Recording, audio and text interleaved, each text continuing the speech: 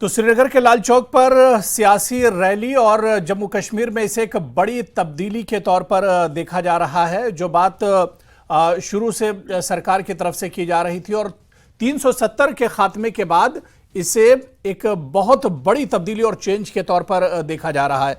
मैं ब्रेक पर जाने से पहले अल्ताफ ठाकुर साहब ने भी सवाल उठाया था, इरफान हाफिज लोन जी और इसके अलावा जावेद बेग साहब सबने सवाल उठाया था। इकबाल ताहिर साहब आप भी कुछ कहना चाह रहे थे, लेकिन मैं ब्रेक के बाद सीधे डॉक्टर एसपी वैद साहब आपके पास आना चाहूंगा। वैद साहब, कश्मीर बहुत हद तक बदल गया है। जो हालात 2016, 2017 या उससे पहले के जो हालात हुआ करते थे, जो डॉक्टर वैद साहब आपके वक्त के जो हालात थे, उस वक्त क्या सर सोचा जा सकता था ये वही लाल चौक है जहां पर कभी पाकिस्तान का झंडा लहराया जाता था? आज उसी लाल चौक पर पूरे आन बान शान के साथ हमारा जो तिरंगा है वो लहरा रहा है क्या? लेकिन इसे बदलाव, जो वहां की रिवायती पार्टियां हैं सर, वो इसे बदलाव के तौर पर मानने के लिए तैयार नहीं है। अबू जी, ऐसा है कि जो आज हालात आप लाल चौक में देख रहे हैं, ये एक्चुअली इसको डिनाई करना, ये समझो कि सामने शेर है और उसको आप आंखें बंद कर ले, घोड़ा जैसे आंखें बंद कर लेता जी, आगे कुछ नहीं है। तो ये वैसी वाली बात है। इसमें सबको दिख रहा है कि हालात में, ग्राउंड में कितनी तब्दीली आई है। उसी लाल चौक में, जैसे मैं कह रहा था, आए दिन पत्थरबाजी होती थी। मुझे याद है माइसमा में रोज पत्थरबाजी होती थी। ये जो एरिया यासीन मलिक का कंट्रोल का था, किस तरह से वहाँ ग्रेनेड फेंके जाते थे, आईडी फटती थी, इनडिस्क्रिमिनेट फायरिंग होती थी, पाकिस्तान के झंडे लगते थे, भारत मुर्दाबाद के नारे लगते थे, हुर्रियत की आए दिन सिविल कर्फ्यू और बंद की कालें होती थी। आज वहाँ रौनक, किस तरह से पीडीपी की रैली हुई, किस तरह से आप देखिए उस लाल चौक में देर तक, रात के 10-11 बजे तक लोग, जहाँ 5 बजे बाजार बंद हो जाता था। ये सारी तब्दीली, मैं कह रहा था कि ये जो हमारा पड़ोसी मुल्क जो नहीं चाहता ये तब्दीली, उसके छाती पर चने रगड़ने के बराबर है जब ये सारी चीजें देखता है। और ये एक फर्म जो हमारी गवर्नमेंट है, सेंट्रल गवर्नमेंट, उसने जो एक फर्म पॉलिसी टेररिज्म से डील करने की, और कश्मीर में एक क्लियर पॉलिसी के तहत honourable prime minister Modi ji और अमित शाह जी ने ये जो इसको इम्प्लीमेंट किया और 370 हटाया, उसके बाद ये तब्दीली, आज उसी कश्मीर में लगभग 2 करोड़ टूरिस्ट आते हैं।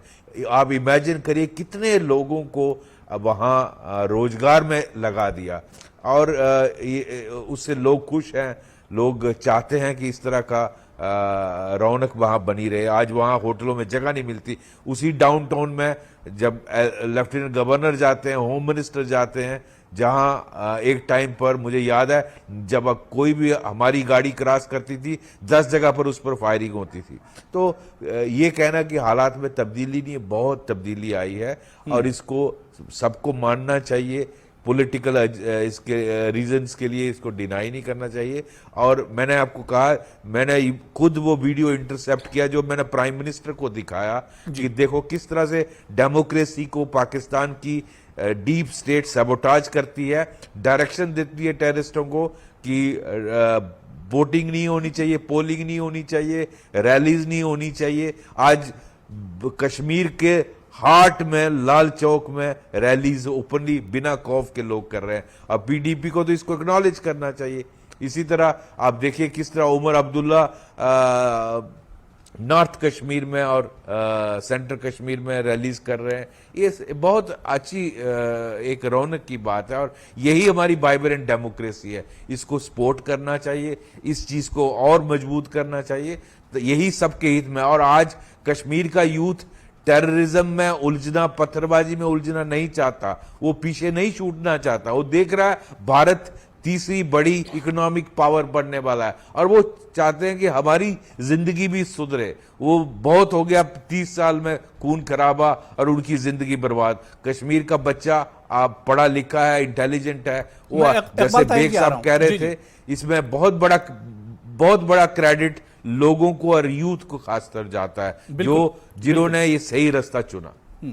इकबाल ताहिर जी, आप कुछ कहना चाह रहे थे? जी जी, वैद साहब ने ये सिक्योरिटी के एक्सपर्ट हैं तो मैं उस पर ज्यादा टिप्पणी नहीं करूंगा, लेकिन जो इन्होंने एम्प्लॉयमेंट की बात की, जो इन्होंने यूथ की बात की और जो इन्होंने लोगों की बात की, देखिए जहां तक एम्प्लॉयमेंट का ताल्लुक है, हमने देखा कि क्या एम्प्लॉयमेंट लोगों को मिली, किस तरीके से पहले तो कोई रिक्रूटमेंट हुई नहीं और फिर जो भी रिक्रूटमेंट उसमें धांधलियां पाई गई और वो एग्जाम कैंसिल किए गए। अभी भी हमारे नौजवान प्रेस कॉलोनी में धरना में बैठे हैं, तो आप जॉब्स की बात ही मत करिए। जहां तक आपने जो डेवलपमेंट की बात की, वो तो हमें भी मालूम है वो फेक नैरेटिव है, सिर्फ हमें दिखाया गया यहाँ पे इन्वेस्टमेंट आएगी, लेकिन इन्वेस्टमेंट के नाम पे कुछ नहीं हुआ, वो पेपर पे ही वो बात रह गई। तीसरी बात उन्होंने कही कि डेमोक्रेसी को सपोर्ट करना चाहिए। जहां तक पीडीपी का ताल्लुक है, हम मानते हैं कि डेमोक्रेसी एक सिस्टम है जहां पे आप अपनी बात कह सकते हैं, न बंदूक से, न गोलियों से, न पत्थर से कोई बात की जा सकती और न मैसेज दिया जा सकता। हम इस बात में खुशी जाहिर करते हैं कि अभी इलेक्शन होने वाले हैं, लेकिन ये भी सच है कि इस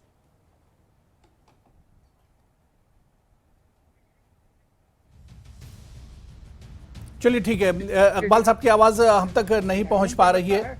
मैं इरफान हाफिज लोन जी आपके पास आऊंगा। और जो पार्लियामेंट के इलेक्शंस हैं वो मजबूर किए जा रहे हैं, जो मजबूरी है यहाँ पे पार्लियामेंट इलेक्शन। नहीं, देखिए एक तरफ इकबाल ताहिर जी आप डेमोक्रेसी और जमहूरियत की बात कर रहे हैं, लेकिन उसी जमहूरियत को मजबूत करती जो तस्वीरें लाल चौक की दिख रही हैं, उसे आप मानने के लिए तैयार नहीं है। उस पर आप ये कहने के लिए तैयार नहीं है कि ये वाकई में तब्दीली है, बदलाव हुआ है, जमहूरियत मजबूत हो रही है, ये कहने के लिए आप तैयार नहीं है। जब भी इलेक्शंस हुए हैं तो प्रोसेशन हमें, ये पहला इलेक्शन नहीं है जम्मू कश्मीर में, आप पहले के इलेक्शन देखिए तब भी ऐसे ही प्रोसेशन निकले हैं, तो ये मत दावा नहीं, हालात आप देखिए ना, डॉक्टर एसपी वैद साहब ने कितने डिटेल में बताया कि हालात कितने ज्यादा बदतर थे। छोटा नहीं, मैं अपने डिबेट में इससे पहले भी कह चुका हूं कि कश्मीर छोटा मोटा जख्म नहीं था, पूरा ऑपरेशन इसका करना पड़ा और ऑपरेशन अभी भी इसका चल रहा है। कहीं पे कोई डेमोन्स्ट्रेशन नहीं कर सकता, कहीं डेमोन्स्ट्रेशन नहीं कर सकता, कहीं पे बात नहीं कह सकता, 2 मिनट में उठा लेंगी पुलिस उनको और पब्लिक सेफ्टी एक्ट में बंद किया जाएगा। आप क्या कह रहे हैं? नहीं तो हालात खराब करने का मौका किसी को नहीं दिया जा सकता है ना, हालात खराब करने की इजाजत किसी को नहीं दी जा सकती है। इरफान साहब आप कुछ कहना चाह रहे हैं?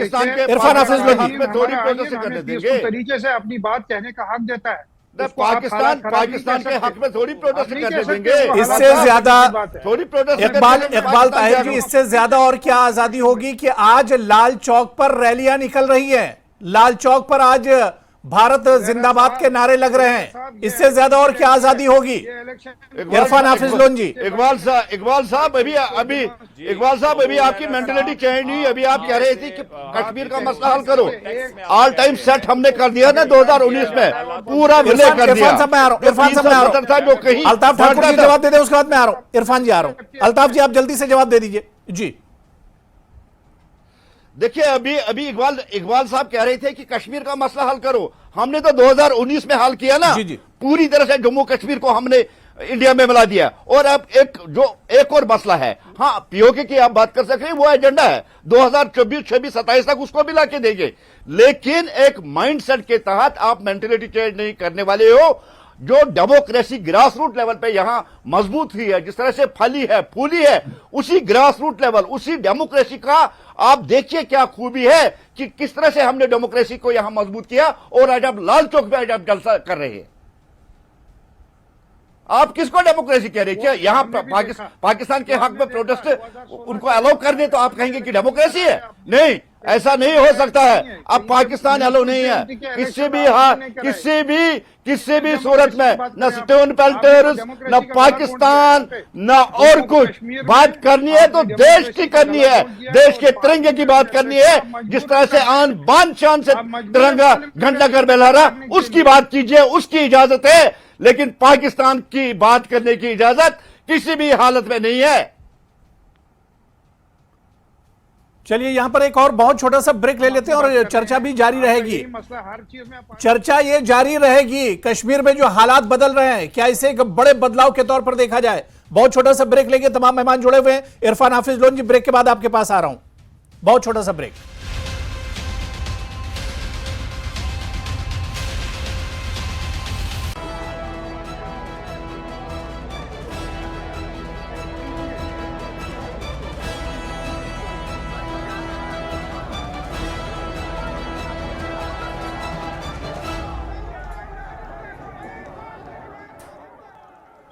तो श्रीनगर के लाल चौक पर सियासी रैली और जम्मू कश्मीर में इसे एक बड़ी तब्दीली के तौर पर देखा जा रहा है। जो बात शुरू से सरकार की तरफ से की जा रही थी और 370 के खात्मे के बाद इसे एक बहुत बड़ी तब्दीली और चेंज के तौर पर देखा जा रहा है। मैं ब्रेक के बाद, ब्रेक पर जाने से पहले अल्ताफ ठाकुर साहब ने भी सवाल उठाया था, इरफान हाफिज लोन जी और इसके अलावा जावेद बेग साहब सबने सवाल उठाया था। इकबाल ताहिर साहब आप भी कुछ कहना चाह रहे थे, लेकिन मैं ब्रेक के बाद सीधे डॉक्टर एसपी वैद साहब आपके पास आना चाहूंगा। वैद साहब, कश्मीर बहुत हद तक बदल गया है। जो हालात 2016, 2017 या उससे पहले के जो हालात हुआ करते थे, जो डॉक्टर वैद साहब आपके वक्त के जो हालात थे, उस वक्त क्या सर सोचा जा सकता था ये वही लाल चौक है जहां पर कभी पाकिस्तान का झंडा लहराया जाता था? आज उसी लाल चौक पर पूरे आन बान शान के साथ हमारा जो तिरंगा है वो लहरा रहा है क्या? लेकिन इसे बदलाव, जो वहां की रिवायती पार्टियां हैं सर, वो इसे बदलाव के तौर पर मानने के लिए तैयार नहीं है। अबू जी, ऐसा है कि जो आज हालात आप लाल चौक में देख रहे हैं, ये एक्चुअली इसको डिनाई करना, ये समझो कि सामने शेर है और उसको आप आंखें बंद कर ले, घोड़ा जैसे आंखें बंद कर लेता जी, आगे कुछ नहीं है। तो ये वैसी वाली बात है। इसमें सबको दिख रहा है कि हालात में, ग्राउंड में कितनी तब्दीली आई है। उसी लाल चौक में, जैसे मैं कह रहा था, आए दिन पत्थरबाजी होती थी। मुझे याद है माइसमा में रोज पत्थरबाजी होती थी। जो एरिया यासीन मलिक का कंट्रोल का था, किस तरह से वहाँ ग्रेनेड फेंके जाते थे, आईडी फटती थी, इनडिस्क्रिमिनेट फायरिंग होती थी, पाकिस्तान के झंडे लगते थे, भारत मुर्दाबाद के नारे लगते थे, हुर्रियत की आए दिन सिविल कर्फ्यू और बंद की कालें होती थी।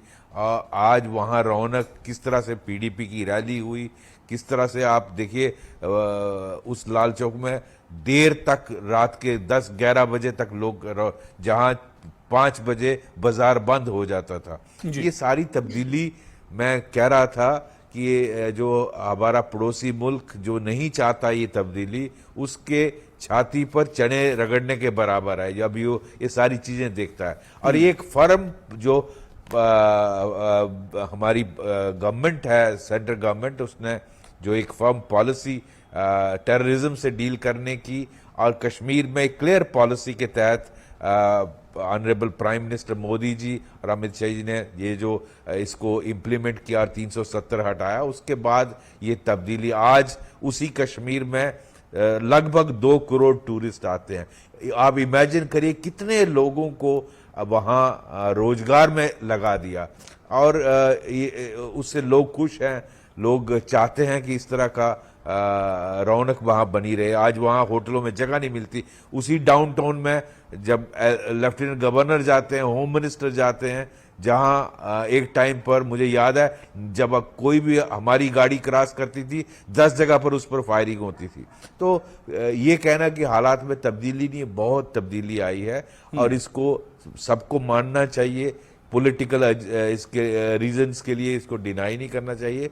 और मैंने आपको कहा, मैंने खुद वो वीडियो इंटरसेप्ट किया जो मैंने प्राइम मिनिस्टर को दिखाया कि देखो किस तरह से डेमोक्रेसी को पाकिस्तान की डीप स्टेट सैबोटाज करती है, डायरेक्शन देती है टेररिस्टों को कि वोटिंग नहीं होनी चाहिए, पोलिंग नहीं होनी चाहिए, रैलीज नहीं होनी चाहिए। आज कश्मीर के हार्ट में, लाल चौक में रैलीज ओपनली बिना खौफ के लोग कर रहे हैं। अब पीडीपी को तो इसको एक्नॉलेज करना चाहिए।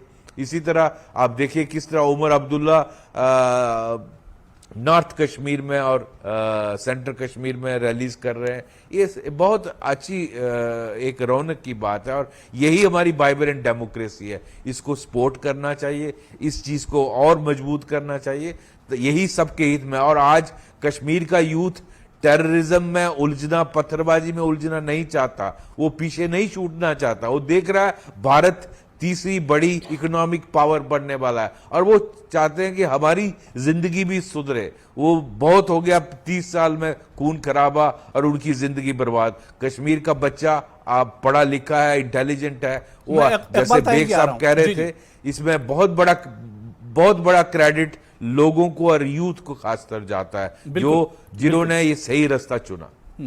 इकबाल ताहिर जी, आप कुछ कहना चाह रहे थे? जी, वैद साहब ने ये सिक्योरिटी के एक्सपर्ट हैं तो मैं उस पर ज्यादा टिप्पणी नहीं करूंगा, लेकिन जो इन्होंने एम्प्लॉयमेंट की बात की, जो इन्होंने यूथ की बात की और जो इन्होंने लोगों की बात की, देखिए जहां तक एम्प्लॉयमेंट का ताल्लुक है, हमने देखा कि क्या एम्प्लॉयमेंट लोगों को मिली, किस तरीके से।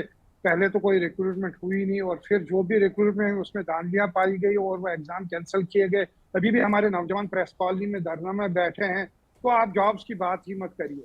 जहां तक आपने जो डेवलपमेंट की बात की, वो तो हमें भी मालूम है वो फेक नैरेटिव है। सिर्फ हमें दिखाया गया यहाँ पे इन्वेस्टमेंट आएगी, लेकिन इन्वेस्टमेंट के नाम पे कुछ नहीं हुआ, वो पेपर पे ही वो बात रह गई। तीसरी बात उन्होंने कही कि डेमोक्रेसी को सपोर्ट करना चाहिए। जहां तक पीडीपी का ताल्लुक है, हम मानते हैं कि डेमोक्रेसी एक सिस्टम है जहां पे आप अपनी बात कह सकते हैं, न बंदूक से, न गोलियों से, न पत्थर से कोई बात की जा सकती और न मैसेज दिया जा सकता। हम इस बात में खुशी जाहिर करते हैं कि अभी इलेक्शन होने वाले हैं, लेकिन ये भी सच है कि इस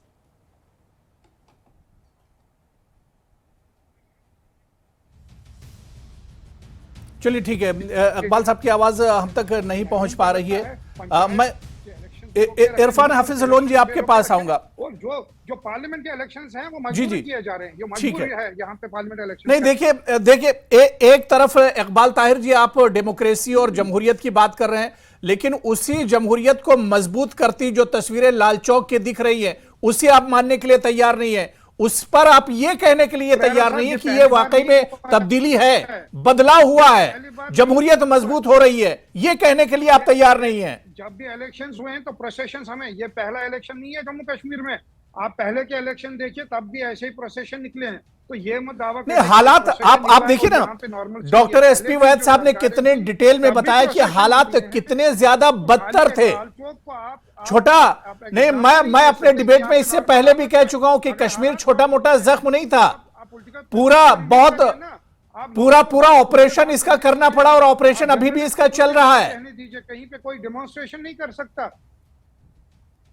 कहीं डेमोन्स्ट्रेशन नहीं कर सकता, कहीं पे बात नहीं कह सकता। 2 मिनट में उठा लेंगी पुलिस उनको और पब्लिक सेफ्टी एक्ट में बंद किया जाएगा। आप क्या कह रहे हैं? नहीं तो हालात खराब करने का मौका किसी को नहीं दिया जा सकता है ना। हालात खराब करने की इजाजत किसी को नहीं दी जा सकती है। इरफान साहब आप कुछ कहना चाह रहे हैं? इरफान हाफिज तरीके से अपनी बात कहने का हक देता है। पाकिस्तान के हक में थोड़ी प्रोटेस्ट करने देंगे। इससे ज्यादा थोड़ी प्रोटेस्ट इकबाल ताहिर जी, इससे ज्यादा और क्या आजादी होगी कि आज लाल चौक पर रैलियां निकल रही हैं, लाल चौक पर आज भारत जिंदाबाद के नारे लग रहे हैं, इससे ज्यादा और क्या आजादी होगी? इरफान हाफिज लोन जी। इकबाल साहब अभी आपकी मेंटेलिटी चेंज नहीं। अभी आप कह रहे थे कि कश्मीर का मसला हल करो, ऑल टाइम सेट हमने कर दिया ना 2019 में, पूरा विलय कर दिया। इरफान साहब मैं आ रहा हूं, जो कहीं अल्ताफ ठाकुर जी जवाब दे दे, उसके बाद मैं आ रहा हूं। इरफान जी आ रहा हूं, अल्ताफ जी आप जल्दी से जवाब दे दीजिए जी। देखिए अभी इकबाल साहब कह रहे थे कि कश्मीर का मसला हल करो, हमने तो 2019 में हल किया ना। जी। पूरी तरह से जम्मू कश्मीर को हमने इंडिया में मिला दिया। और अब एक और मसला है, हाँ पीओके की आप बात कर सकते हैं, वो एजेंडा है 2024, 26, 27 तक उसको भी ला के देंगे, लेकिन एक माइंडसेट के तहत आप मेंटेलिटी चेंज नहीं करने वाले हो। जो डेमोक्रेसी ग्रास रूट लेवल पे यहां मजबूत हुई है, जिस तरह से फूली है, उसी ग्रास रूट लेवल, उसी डेमोक्रेसी का आप देखिए क्या खूबी है कि किस तरह से हमने डेमोक्रेसी को यहां मजबूत किया। और आज आप लाल चौक पे आज आप जलसा कर रहे हैं। आप किसको डेमोक्रेसी कह रहे हैं? यहाँ पाकिस्तान के हक में प्रोटेस्ट उनको अलाउ कर दे तो आप कहेंगे कि डेमोक्रेसी है? नहीं, ऐसा नहीं हो सकता है। अब पाकिस्तान अलाउ नहीं है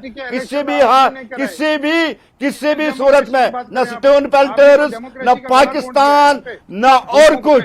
बात करनी है तो देश की करनी है, देश के तिरंगे की बात करनी है। जिस तरह से आन बान शान से तिरंगा घंटा घर में लहरा, उसकी बात कीजिए, उसकी इजाजत है। लेकिन पाकिस्तान की बात करने की इजाजत किसी भी हालत में नहीं है। चलिए यहां पर एक और बहुत छोटा सा ब्रेक ले लेते हैं और चर्चा भी जारी रहेगी। हर चीज में चर्चा ये जारी रहेगी, कश्मीर में जो हालात बदल रहे हैं, क्या इसे एक बड़े बदलाव के तौर पर देखा जाए? बहुत छोटा सा ब्रेक लेंगे, तमाम मेहमान जुड़े हुए हैं। इरफान हाफिज लोन जी, ब्रेक के बाद आपके पास आ रहा हूं। बहुत छोटा सा ब्रेक।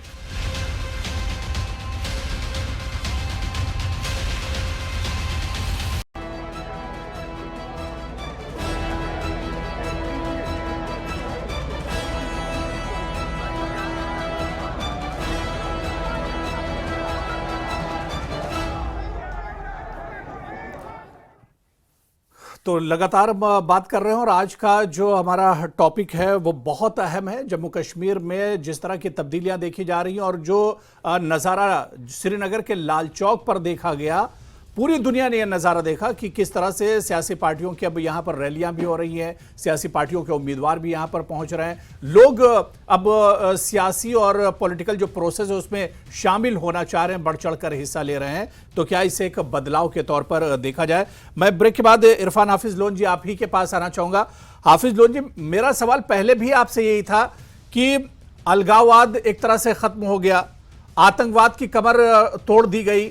आप बार बार ये बात करते हैं कि कश्मीर को लेकर पाकिस्तान से बात होनी चाहिए। सरकार ने पूरी कोशिश की, लेकिन हमेशा जो शरपसंदी है वो पाकिस्तान की तरफ से होती है। जब बातचीत का एक प्रोसेस शुरू करना होता है तो पाकिस्तान कहीं ना कहीं एक तरह से अड़ंगा लगा देता है। तो ऐसे में कैसे बातचीत होगी? क्या गोली बोली साथ चल सकती है इरफान साहब? देखिए, हम हमेशा ये बात समझते कि हर समस्या का जो हल है वो बातचीत से होगा। हम पड़ोसियों की ही केवल बात नहीं करते, हम कहते हैं जो अपने लोग हैं जम्मू कश्मीर के निवासी, पहले उनसे तो बात करिए आप। और हम ये मानते हैं कि डायलॉग लीड्स टू रेजोल्यूशन। अगर कभी युद्ध भी होता है श्रीनगर जाकर तो प्रधानमंत्री कश्मीर के लोगों से बात करते हैं, कैसी बात आप कर रहे हैं? देखिए, मैं श्रीनगर जाकर कश्मीर के लोगों से बात करते हैं प्रधानमंत्री जी। चलिए फिर आप ही बोलिए। चलिए, नहीं, मैं कह रहा हूं कि फिर किस तरह से बात होगी? प्रधानमंत्री जो तो दिल जीतने की बात कर रहे हैं जी। अब अभी मैंने उत्तर दिया नहीं, आप बीच में टोके मेरे को। यही तो है परेशानी आप लोगों की। जब भी कोई सही बात आपको बोले, आप कह रहे हैं कि बात नहीं हो रही है, बात नहीं की जा रही, और कैसे बात होगी? इरफान हाफिज लोन जी, आपने नहीं देखा कि लाखों की तादाद में कश्मीर के लोग प्रधानमंत्री जी को सुनने के लिए आए? बात को नहीं सुन पाएंगे। यही तो है डेमोक्रेसी का खाली अर्थ ये नहीं है कि केवल आप इलेक्शन करें। डेमोक्रेसी का अर्थ ये भी है कि इंडिपेंडेंट मीडिया होना चाहिए। डेमोक्रेसी का मतलब है बातचीत, समस्याओं का समाधान होना चाहिए। क्या डंडूरा पीट रहे लाल चौक में ये हो गया? क्या पूरे मुल्क में इलेक्शन हुए?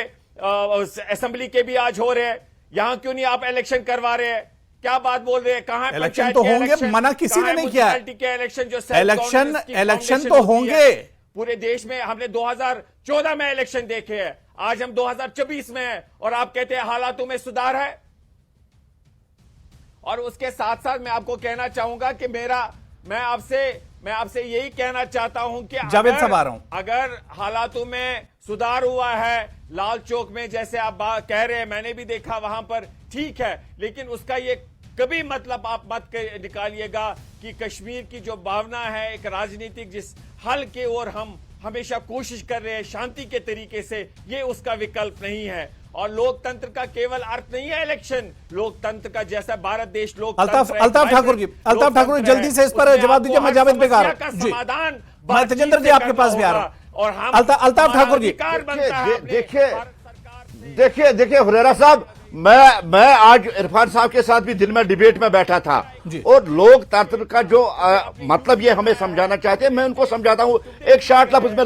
मैं उसको डेमोक्रेसी का मतलब समझा। वहीद पारा साहब जो पीडीपी का कैंडिडेट है सेंट्रल कश्मीर से, श्रीनगर से, क्या वो आर्म्स और एमुनेशन एक्ट में बंद नहीं था? क्या वो टेरर फंडिंग में बंद नहीं था? और आज अगर आप उसको इजाजत दी गई है इलेक्शन लड़ने के लिए, यही तो डेमोक्रेसी है ना भारत की। इसी को भारत की डेमोक्रेसी कहते हैं। इससे बड़ा सबूत क्या मिलेगा आपको डेमोक्रेसी? केवल एफआईआर था, आप ऐसे कहते जैसे उसको कोर्ट ने दोषी पाया है। वो तो आपकी सर बंद था, 6 महीने जेल काट के आया है एडवोकेट साहब। एडवोकेट साहब, आप एडवोकेट हैं, 6 महीने जेल काट के आया है, 6 महीने जेल काट के आया। आपको नहीं पता है? आपको नहीं पता है? 6 महीने जेल काट के आया है, बेल पे है, रिलीज बेल पे है। इसी को डेमोक्रेसी कहते हैं, यही भारत की डेमोक्रेसी है। और जहां तक आप बात कर रही है, देखिए वन बाय वन सबके पास हमने दरवाजे खोल के रखे हैं हर एक कश्मीरी से बात करने के लिए, लेकिन पाकिस्तान के साथ किसी भी सूरत। जावेद भाई जल्दी से बहुत छोटा सा रिएक्शन, जावेद भाई बहुत छोटा सा रिएक्शन दीजिएगा। अल्ताफ जी बात हो गई, जावेद बहुत छोटा सा रिएक्शन। देखिए, पहले मैं इरफान हफीज लोन साहब से मुखातिब होकर कहूंगा, सो कॉल्ड इंडिया अलायंस ने कहीं पे भी जम्मू कश्मीर की बात नहीं रखी है। कहीं पे भी आर्टिकल 370-35A की बात नहीं रखी है। जो पुराने घिसे पिटे नैरेटिव्स थे वो इरेलेवेंट हो गए हैं। जिस तरीके से यहाँ हुर्रियत और मिलिटेंसी इरेलेवेंट हुई है। कश्मीर इस वक्त अमन के मुकाम में है। मेरे 3 सवाल है। पहला सवाल मेरा अल्ताफ ठाकुर जी से है। सारे लोग पूछ रहे हैं, इनफैक्ट उमर अब्दुल्ला साहब ने भी बीजेपी जम्मू कश्मीर यूनिट से पूछा है कि कश्मीर से आपने 3 सीटों पे अपने उम्मीदवार क्यों नहीं उठाए। दूसरा सवाल मेरे दोस्त और मेरे वर्दी डीजीपी साहब रिटायर्ड उनसे है, जिन बच्चों के फेक एफआईआर 2010 और 2016 में पीडीपी, नेशनल कॉन्फ्रेंस और कांग्रेस ने स्टोन पेल्टिंग के फेक एफआईआर, जो 17-18 साल का बच्चा 2016 में किसी एफआईआर में फंस गया और जिन लोगों ने उन्हें फंसाया वो लोग आज इलेक्शन लड़ रहे हैं। उन्होंने अब नया लिबास पहनकर इस कौम को तबाह कर दिया। अब वो इलेक्शन लड़ रहे हैं। खैर वो अच्छी बात है, लेकिन वो बच्चे कहां जाए जिनका करियर दांव पे है, जिनकी जिंदगियां दांव पर है। मेरे डीजीपी साहब से गुजारिश है कि वो इस बात पे थोड़ी सी रोशनी डालें। तीसरा सवाल पीडीपी के spokes person advocate Iqbal Tahir साहब से मेरा ये सवाल मुखातिब होकर कर रहा हूं। इकबाल ताहिर साहब, अगर बदलाव नहीं है तो हजारों की तादाद में आज आपके कैंडिडेट ने लाल चौक के उस तवारीखी जगह पे कैसे। इकबाल ताहिर जी अब जवाब दे रहे हैं। मैं एक एक करके आ रहा हूं सबके पास। इकबाल ताहिर जी जल्दी से जवाब दीजिए। देखिए, लोग तो आए हैं, ये लोगों की मोहब्बत है और लोगों का कन्विक्शन है। जहां तक पीडीपी का ताल्लुक है, उन्होंने 2019 से जो यहाँ के लोगों के दर्द की तर्जुमानी की है, बेखौफी से बेबाकी से बात की है, और आज जो भीड़ उमड़ के आई है, ये इस बात को दर्शाता है कि जहां तक जम्मू कश्मीर का ताल्लुक है, उनकी तर्जुमानी सिर्फ और सिर्फ पीडीपी करने वाला है। और ये आपको इलेक्शन के नताइज जब आएंगे आपको ये बात क्लियर हो जाए। इकबाल ताहिर जी, हालात बदले, चेंज है या नहीं है? सवाल इस बात का है, पीडीपी, नेशनल कॉन्फ्रेंस है, कांग्रेस है, बीजेपी की बात नहीं है। कश्मीर में हालात बदले या नहीं? आज आप लाल चौक पर रैली कर रहे हैं, ये बदलाव है या नहीं? आप लाल चौक को एक नैरेटिव बिल्ड करने के लिए यूज नहीं कर सकते। मैंने आपको पहले भी कहा है, यहाँ पे अभी भी मासूमों का कत्ल हो रहा है। हमारे सिक्योरिटी फोर्सेस अभी भी शहादत दे रहे हैं, अभी भी लोग जेलों में बंद है। कहीं पे बात खुल के आप कह नहीं सकते। लोगों के बच्चों को गन उठाने और स्टोन पेल्टिंग के लिए उकसाया। आज वही कातिल इलेक्शन लड़ रहे हैं। आप ये नहीं कह सकते। किसकी बात कर रहे हैं आप? आज भी कत्ल हो रहे, कातिल तो आप लोग हो। आप देखिए ना, कितने लोगों को आपने पलट मार के यहाँ अंधा कर दिया। 2016 में कितने बच्चों को आपने यहाँ मरवा दिया। आप बताए ना किसकी बात कर रहे हो? कातिल तो आप ही लोग हैं ना, जिन्होंने बच्चों के हाथ में पत्थरें दी, बच्चों के हाथों में गांधी और खुद इलेक्शन लड़ रहे हैं। जानता है कश्मीर इसको समझता है, अच्छी तरीके से कश्मीर इसको समझ रहा है और अच्छी तरीके से जवाब देगा। और कम से कम इतना तो इकरार करो ना, पॉलिटिक्स से ऊपर उठ के, पार्टी लाइन से ऊपर उठ के, कि आज लाल चौक में आप हिम्मत कर रहे हैं, कि आज लाल चौक में आप जलसा कर रहे हैं। हिम्मत थी इससे पहले आपकी या राहुल जी की, जिस इंडी गठबंधन की आप बात करें, इसी साल दिसंबर में राहुल जी ने पहली बार लाल चौक के उसी घंटाघर पर तिरंगा लहराया। क्या 34 ईयर्स 34 साल तक उसकी हिम्मत हुई थी कि लाल चौक में आके वो तिरंगा लहराए? आपकी जिम्मेदारी है यहाँ पे किस इंडी गठबंधन की आप बात कर रहे हैं? लोगों की हिफाजत करना आपकी जिम्मेदारी है, लोगों के माल जान की हिफाजत करना। आपके दौर में यहाँ जो मिलिटेंसी है वो तो आपकी जिम्मेदारी नहीं थी? आपकी जिम्मेदारी थी क्या लोगों को प्लेट मार के अंधा करना? ये जिम्मेदारी थी कि लोगों के गरीब बच्चों को कहा हाथ पत्थर उठाओ, गन उठाओ और खुद हम इलेक्शन लड़ाएंगे, ये थी आपकी जिम्मेदारी। कॉन्फिडेंस बिल्डिंग मेजर्स की जरूरत है, ये थी जिम्मेदारी आपकी। बात कहने से चलिए ठीक है। मैं अल्ताफ ठाकुर जी देखिए समय दे दिया, इकबाल ताहिर जी मैंने समय दे दिया। बहुत छोटे से ब्रेक पर मुझे जाना है, बहुत छोटे से ब्रेक पर जाना है। ब्रेक से लौट कर आएंगे। मैं तेजेंद्र जी सिंह सोढ़ी जी आपके पास भी आऊंगा। कुछ और जिस तरह से पूरे पीस की बात हो रही है और जो इतना शानदार पॉलिटिकल प्रोसेस जम्मू कश्मीर में चल रहा है, जिस तरह से लोगों में उत्साह और जोशो खरोश देखने को मिला, इस पर भी हम बात करेंगे। बहुत छोटा सा ब्रेक लेंगे, फौरन हाजिर होते हैं।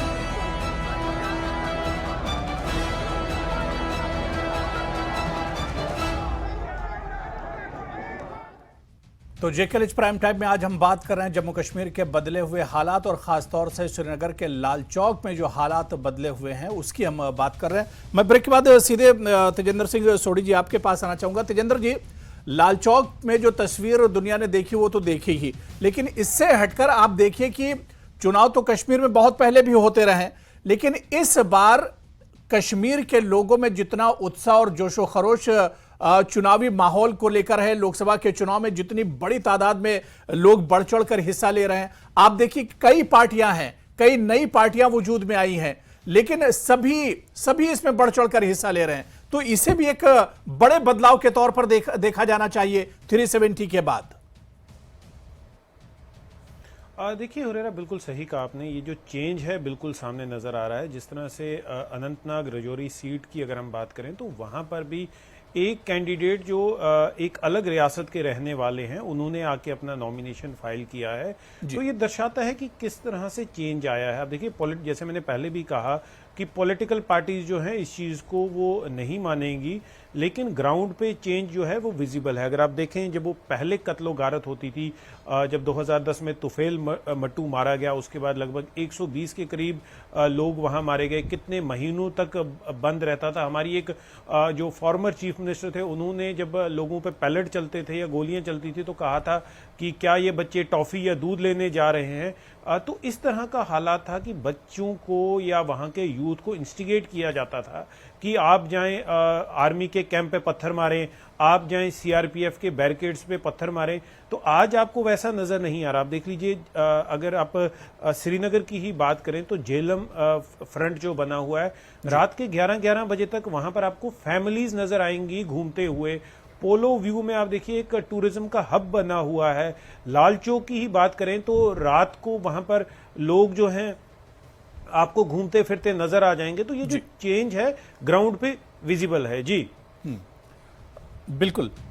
मैं इकबाल ताहिर जी, क्या इन तमाम चीजों को, जो बात यहां पर बहुत तफसील से तेजेंद्र सिंह सोढ़ी जी ने बताई है, डॉक्टर एसपी वैद साहब ने बताया कि हालात कहां से कहां आ गए हैं। पहले हालात कितने ज्यादा खराब थे, लेकिन अब हालात तो कम से कम बेहतर हुए हैं। क्या इसे बदलाव ना माना जाए, इसे चेंज ना माना जाए? देखिए, जम्मू कश्मीर के लोगों ने हमेशा जमहूरियत में अपना यकीन रखा है और यकीन रखते हैं, लेकिन अफसोस की बात यह है कि 2019 के बाद में आप देखिए, उनके पास जो भी डेमोक्रेटिक फोरम्स थे उनको मौका नहीं दिया गया कि वो उनको अवेल कर सके। 2014 में इलेक्शन हुए हैं असेंबली के, अभी 10 साल हुए हैं, अभी भी सरकार को नहीं लगता कि यहाँ पे इलेक्शन होने चाहिए। पंचायत के इलेक्शन थे वो भी नहीं हुए, म्यूनिसिपैलिटी के इलेक्शन थे वो भी नहीं हुए, पार्लियामेंट के इलेक्शन ये मजबूर है कराने के लिए। तो जो आज जो लोगों को आप देख रहे हैं, लोगों को लग रहा है कि अगर अपना जो डिसेंट है, अपनी नाराजगी है, अपनी जो लोग तो बड़ी तादाद में निकल कर आ रहे हैं, लोग तो खुश नजर आ रहे हैं, कश्मीर के लोग तो खुश नजर आ रहे हैं इस माहौल से जो बदलाव हो रहा है। जावेद बेग हमारे सामने उसकी मिसाल है, अल्ताफ ठाकुर जी उसकी मिसाल है, इरफान हाफिज लोन जी उसकी मिसाल है, आप खुद उसकी मिसाल हैं कि वो अपने डिसेंट को एक्सप्रेस कर सकें, क्योंकि कोई यहाँ पे सरकार ने कोई एवेन्यू नहीं रखा है जहाँ पे वो अपनी बात कह सके। तो आप देखेंगे इस इलेक्शन में जो सरकार है उसको क्लियर मैसेज आएगा कि जो अगस्त 5, 2019 को हुआ है वो हमें मंजूर नहीं है और हम उसको कलअदम कर। जावेद बेग जी, जावेद बेग जी, देखिए इकबाल ताहिर साहब, कुछ हकीकतें आपको एक्सेप्ट करनी पड़ेंगी। भले ही आपका जो रूलिंग पार्टी है उनके साथ आपके आइडियोलॉजिकल डिफरेंसेस है, हमारे भी हो सकते हैं, लेकिन हकीकत यह है कि आज रात 12 बजे तक 1 बजे तक टूरिस्ट लाल चौक में होते हैं। 2019 से पहले, ये आप भी जानते हैं, ये मैं भी जानता हूं, पूरी दुनिया जानती है, 2019 से पहले वहां डर का माहौल था, आज खुशहाली का माहौल है। इसे हम एक्सेप्ट करते हैं। हमारे डिफरेंसेस हो सकते हैं बीजेपी के साथ, आपके, मेरे, हम सबके, लेकिन हकीकत को आप नकारिए मत, हकीकत को मत नकारिए। आज हजारों की तादाद में एक बहुत बड़ा मजमुआ वहां पे था, मैं बड़ा खुश हूं। ये डेमोक्रेसी की जीत है। कोई भी कैंडिडेट कल जीत कर आए, हमें कोई किसी के साथ भेदभाव नहीं है। मैं मुबारकबाद देना चाहूंगा सारे कैंडिडेट्स को, सारी पार्टियों को। यह त्योहार है जमहूरियत का जो हम सेलिब्रेट कर रहे हैं, लेकिन हकीकत को प्लीज खुदारा अब तो एक्सेप्ट करिए। और ये क्रेडिट पीएम साहब के उस विजन को और जम्मू कश्मीर की आवाम को जाना चाहिए। ये क्रेडिट दे दीजिए आप, वरना आप गुनाह कर रहे हैं। अगर आप किसी हकीकत को नकारते, आप गुनाह करते। और मैंने जो सवाल अपने इकबाल जी आप बोल सकते हैं, इकबाल ताहिर जी आप कुछ कहना चाह रहे हैं, बोल सकते हैं बीच में। मिला मुझे उन बच्चों का क्या जिन पे पैसे लगाया गया, उन बच्चों का क्या जिन पे एफआईआर लगे हुए हैं। ठीक है जावेद जी, बात हो गई, अब सुन लीजिए इकबाल ताहिर जी जवाब दे रहे हैं, सुन लीजिए। आप मेरी बात सुनिए। डेमोक्रेसी एक अलग चीज है और नॉर्मल से अलग चीज है। डेमोक्रेसी हमारे कॉन्स्टिट्यूशन का बेसिक फीचर है और ये यहाँ इलेक्शन 1947 से पहले होते आए हैं। हाँ, बीच में कैसे हुआ इलेक्शन हुआ मैं उस पर जाना नहीं चाहता, लेकिन जहां तक नॉर्मल सी की बात है, टूरिज्म या लाल चौक का एक इवेंट एक थ्रेशोल्ड नहीं हो सकता, ये एक इंडिकेटर नहीं हो सकता। यहाँ पे नॉर्मल सी तब हो सकती है जब आप खुल के अपनी बात कह सकें, जब आप खुल के सड़क पे आके डिमॉन्स्ट्रेट कर सकें, जब आप जर्नलिस्ट को हैरेस नहीं करेंगे, जब आप सियासी कैदियों को रिलीज करेंगे, जब आप यहाँ पे जो हमारे सिक्योरिटी फोर्सेस हैं वो बैरक्स में चले जाएंगे, तब हम कह सकते हैं नॉर्मल सी। जब इनोसेंट किलिंग्स बंद होंगी तब हम कह सकते हैं नॉर्मल। तब तक कोई नॉर्मल सी नहीं है। सिक्योरिटी फोर्सेस के साथ हमारे नौजवान आज के डेट में क्रिकेट खेल रहे हैं। सिक्योरिटी फोर्सेस, चलिए ठीक है, मैं डॉक्टर एसपी वाई जी एक लास्ट कमेंट सर आपसे लेना चाहूंगा। डॉक्टर एसपी वाई जी, जितना ठीक है डॉक्टर एसपी वाई जी सर, जितना इस बार लोकसभा के चुनाव में कश्मीर में उत्साह लोगों में देखने को मिल रहा है, कश्मीर के आउटस्कर्ट्स में आप चले जाइए, आप शहर तो छोड़ दीजिए, बारामूला, श्रीनगर और अनंतनाग, आप ये सर शहरी इलाके छोड़ दीजिए, जो आउटस्कर्ट्स हैं, जो देहात के इलाके, वहां पर भी हम देख रहे हैं कि लोगों पर चुनाव को लेकर और इलेक्शन को लेकर एक जुनून सा है। तो ये एक बदलाव है कश्मीर की तारीख में। बिल्कुल ऐसा उत्साह, ऐसा जो जुनून है, ये हमने 89 से पहले ही देखा, उसके बाद तो नहीं देखा। और पिछले जो 35 साल टेररिज्म रहा, उसमें ये इस तरह का उत्साह, इस तरह का जुनून नहीं देखा। और ये ही एक तब्दीली की पिक्चर है जो हर एक को माननी चाहिए। और अगर आप जानबूझ के आंखें बंद करके रखना चाहते हो और नहीं कबूल करना चाहते तो आपकी मर्जी, बट ये दुनिया देख रही। नहीं, बिल्कुल जाहिर सी बात है कि यह बदलाव है और लोग अब इसमें एक तरह से जुड़ रहे हैं और इस प्रोसेस में अब एक तरह से जुड़ना चाह रहे हैं बड़ी तादाद में। इसी वजह से लोग अब एक तरह से निकल रहे हैं और जो पॉलिटिकल प्रोसेस है उसमें भी जुड़ रहे हैं और डेमोक्रेटिक को एक तरह से, जमहूरियत को एक तरह से मजबूत भी कर रहे हैं। लोग अब अपने घरों से निकल रहे हैं और चीज़ों को बदलना चाह रहे हैं, जम्मू कश्मीर को आगे बढ़ाना चाह रहे हैं। बहुत बहुत शुक्रिया, बड़ी अच्छी बातचीत हुई। डॉक्टर एसपी वाइद जी अपना कीमती वक्त देने के लिए, जावेद बेग जी, एडवोकेट इकबाल ताहिर जी, इरफान हाफिज लोन जी, अल्ताफ ठाकुर जी और तेजेंद्र सिंह सोढ़ी जी, सभी का बहुत बहुत शुक्रिया हमारे साथ जुड़ने के लिए। तो जेके प्राइम टाइम में आज फिलहाल इतना ही। नमस्कार।